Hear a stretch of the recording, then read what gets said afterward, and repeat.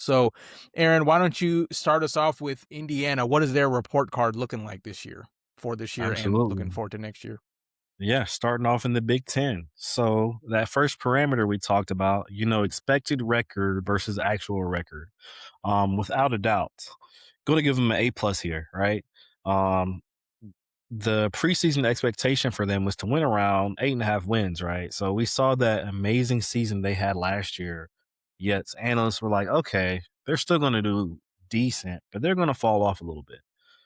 Most analysts even saw them going 9-3, and maybe sneaking into an expanded playoff. Um, Boy, everybody was wrong. First ever in the modern era to go 16-0. Um, Indiana, they became the team to do this. And it's something that hasn't been seen by the world since Yale in 1894. So over 100 years of history before this milestone has been hit again. Very elite Yale team back in the 1800s for sure.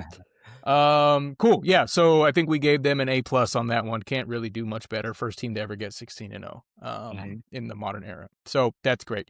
Coaching, we're gonna have to give out another A plus here. Kurt Signetti. I mean, not enough nice things can be said about the guy. Maybe he can smile more. Maybe we should give him an A minus. No, I'm just kidding. A plus. Obviously a program altering force. I was watching like an ESPN little snippet of him. He came into IU and he just noticed how low energy that whole campus was. And so his first kind of announcement at that basketball game, he was like, I got to get these guys riled up, right? And so that's just the energy that he brought in just his second season. He obviously delivered a Big Ten title and a national championship.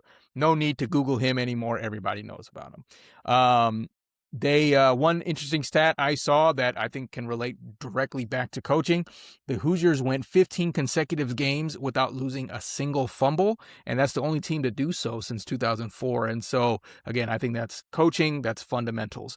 And an extra point of fanfare here, I guess you can say, the defensive coordinator Bryant Haynes. He's a Broyles Award finalist, so the Broyles Award goes to the best coordinator in the league, and so he's still a finalist. They're going to announce that in a few weeks in February, and so again, just goes to how great this entire coaching staff is. Yep, yep.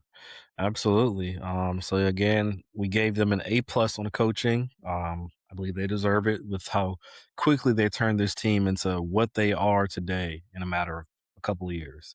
Um, Next, we're gonna look at the offense and defense. So the grade we're gonna give them is an A here. Um, and again, Indiana finished the year as a top tier balanced juggernaut, right? On offense, of course, they were led by their Heisman winner Fernando Mendoza. Um, and the offense averaged, I believe, 41.6 points per game. A big part of that was Mendoza being so surgical. He threw for 3,500 yards on the year, 41 touchdowns, and only 6 interceptions. And that's why he was a Heisman winner, guys. They ranked third in scoring, so nationally, they're right there at that top tier level.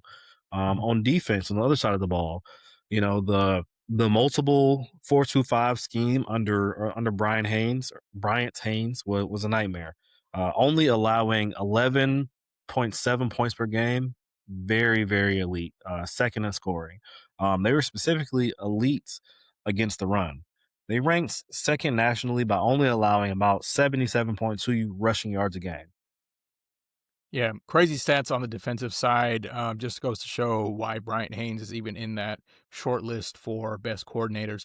Aaron, I was hoping you could provide a little bit more context on what that multiple 4-2-5 meant. Is that like some type of option, or what does that mean exactly? Yeah, yeah. So that's basically setting up, how the defense is lined up. They got four down linemen. So that's the first layer of it. Two linebackers, and then five is going to be the secondary, where you got some guys that can either come in to play, I guess those star positions that you see, the rover, robber, outside linebacker, safety hybrid, and then you got your corners in play. So yeah, Okay, yep. gotcha. Cool. Let's talk about their best win and worst loss. Well, they didn't lose any, so this is just going to be now. We're going to give them an A plus here, but in all honesty, the best wins were by these guys, right? I've been saying all season that that away game at Oregon was the best win all season. For them to beat Oregon again when they did in the playoffs, that was great. To beat Ohio State in the Big Ten championship, like these, you can take any number of those, and those are all the hardest games to play, and they won all of them, most of them pretty convincingly. And so, but definitely that Big Ten championship, it was a moment where Indiana proved that they weren't just like a Cinderella. They were like, oh, this is a for serious team, right? They took down the Titans of the conference. They weren't able to beat Ohio State last year, but this year they were able to do it in a really defensive slugfest.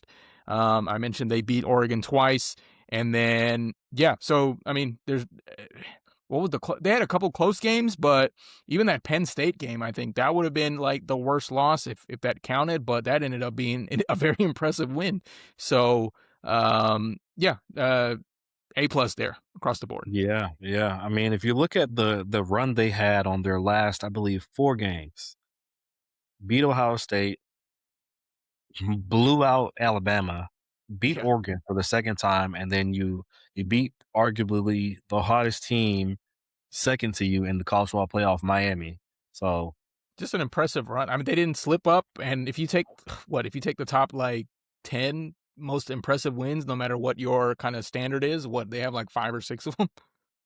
yeah, so Yeah, the guys did not come to play. right. Um, moving on. So, our last parameter that we have is portal and preparation for the future.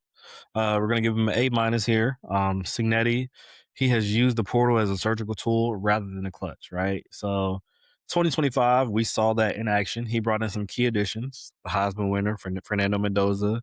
The big receiver we saw catching all those back shoulder passes, Elijah Surratt.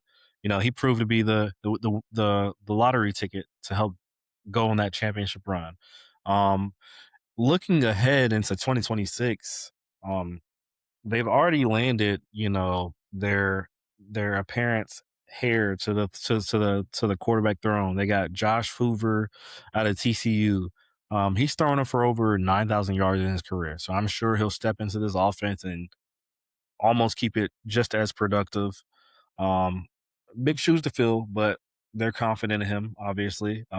They have a top 10 transfer class featuring names like Nick Marsh, Michigan State wide receiver that they played against. They saw his spurt, and Signetti Yeah, said they need you.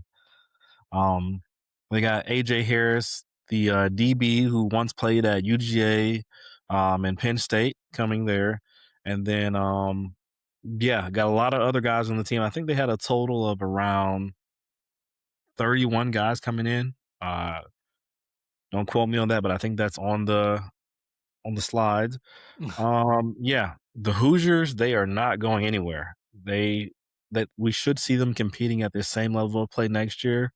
Championships aren't promised, but I promise they'll be very close to it.